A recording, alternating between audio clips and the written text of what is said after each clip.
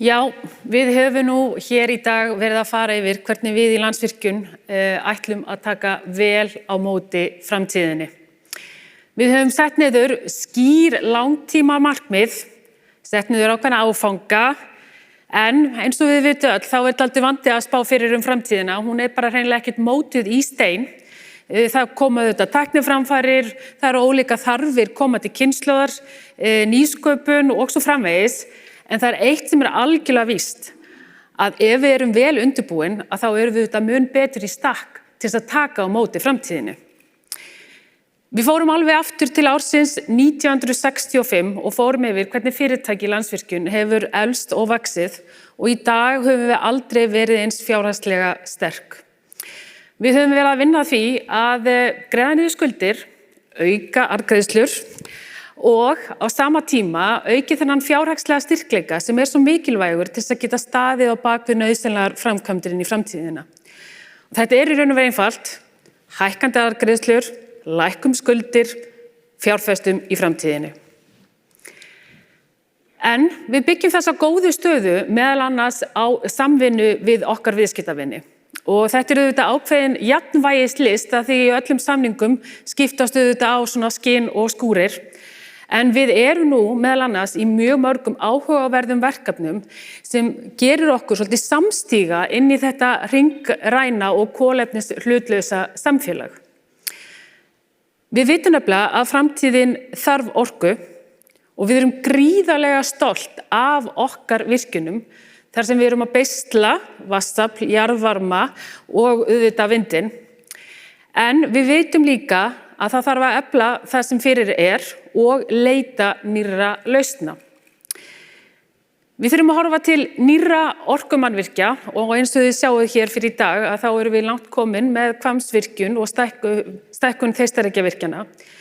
En vindurinn er okkur líka alveg gríðarlega mikil hugleikins. Það er líka svo skemmtileg hugtök sem við erum farin að nota núna sem er algjörlega ný. Og við erum að tala landsvæði sem að einu sinni hefði verið hægt að lýsa með svona, þetta væri svona óttalegt og rokraskat. Núna er þetta landsvæði með góða vindgefni. Hugsa hvað þetta er fallegt, vindgefni. Þannig að hér erum við samsagt farin aðeins að lofa og prísa þennan vind okkar. Þannig að þetta er svo sannarlega spennandi vegferð. En okkur finnst líka gríðarlega mikilvægt að vinna með nærsamfélaginu og við viljum vera góður granni. Og hér höfum við minnst á þessi frábæru samstarfsverkefni eins og Orkídea, Eim og Bláma. Þarna erum við að virkja hugvit nærsamfélagsins og það er hægt að gera ýmislegt, hátækni, matvælaframleiðsla, fullnýting hráefna.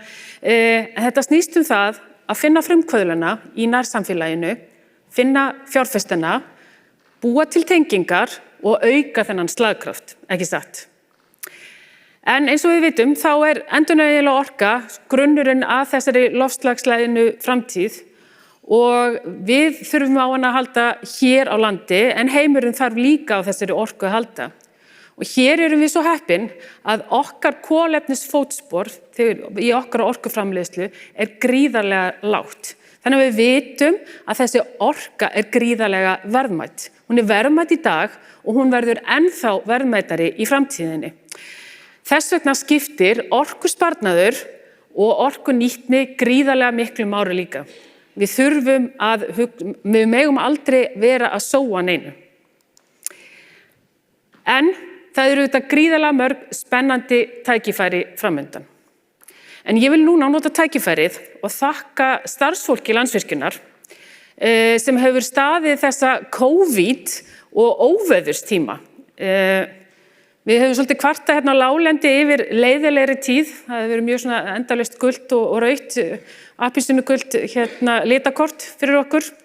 En það hefur verið erfitt hér á láglendinu en þið getið ímyndið okkur hvernig náttúruöflin hafa sýnt allar sína verstu hliðar í nálægð við stöðvarnar okkar.